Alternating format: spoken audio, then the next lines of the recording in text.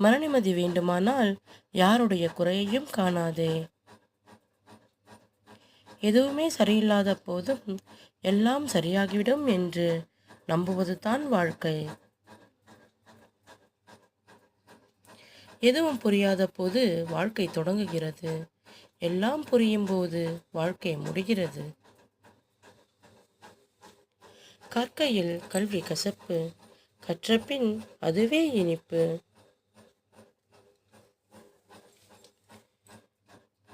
உன் உணர்வுகளை மதிக்காத இடத்தில் உரிமைக்கு மட்டும் இடமளிக்காதே.